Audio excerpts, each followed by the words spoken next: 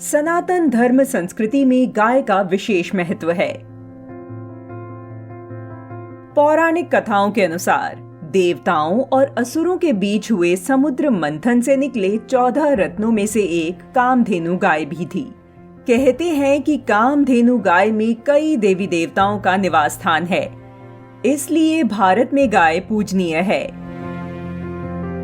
गाय के दूध में माँ के दूध के वो सारे गुण होते हैं जो एक बच्चे को चाहिए, इसलिए हम गाय की माता के रूप में पूजा करते हैं। भारत निवासियों के लिए गौ माता वो माँ है जो सही मायने में मानव जीवन के लिए आर्थिक सहयोग भी करती हैं, मानसिक शांति भी देती हैं और मनः स्थिति में भावनात्मक परिवर्तन भी लाती हैं। भारत में सनातन काल से ही गौ सेवा की परंपरा है। भारत की देशी गायों के A2 मिल्क की डिमांड तो विदेशों में भी खूब है, जिसमें विटामिन B12 से लेकर कैल्शियम, फास्फोरस, विटामिन A सब पाए जाते हैं। भारतीय गाय के दूध में प्रति कप में 1.2 मिलीग्राम विटामिन B12 होता है। एक दिन में किसी वयस्क को 2.4 मिलीग्राम विटामिन B12 की जरूरत होती है, यानी एक कप दूध आपके शरीर में विटामिन B12 की आधी जरूरत को पूरा कर देता है। वहीं भारतीय गाय के दूध का लगभग 80% प्रोटीन केसियन होता है, जो पूरे शरीर में कैल्शियम और फास्फोरस को पहुंचाता है और पाचन में सहायता करता है। इसलिए कहा जा सकता है कि भारत की गौ माता का दूध माँ के खाने जैसा है, जो अपने बच्चों के लिए हमेशा हेल्दी होता है। मान्यता ये भी है कि पूर्व दक्षिण पूर्व जोन में जमीन पर गाय का प्रतीक लगाने से यह दुख, मन की परेशानी एवं चिंता को दूर कर सकारात्मक परिणाम देता है।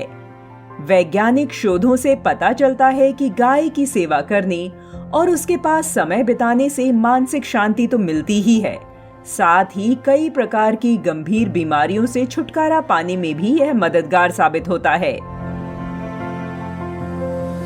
इसी मान्यता के आधार पर भारतीय जेलों में बंद कुख्यात अपराधियों के जीवन में बदलाव लाने के लिए उन्हें गौ सेवा के कार्य में लगाया जाता है।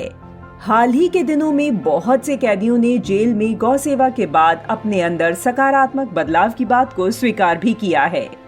प्राचीन भारत काल से ही गाय के गोबर और गौमूत्र में औषधीय गुण पाए गए हैं, जिसका इस्तेमाल भारतीय आयुर्वेद पद्धति में आज भी होता है।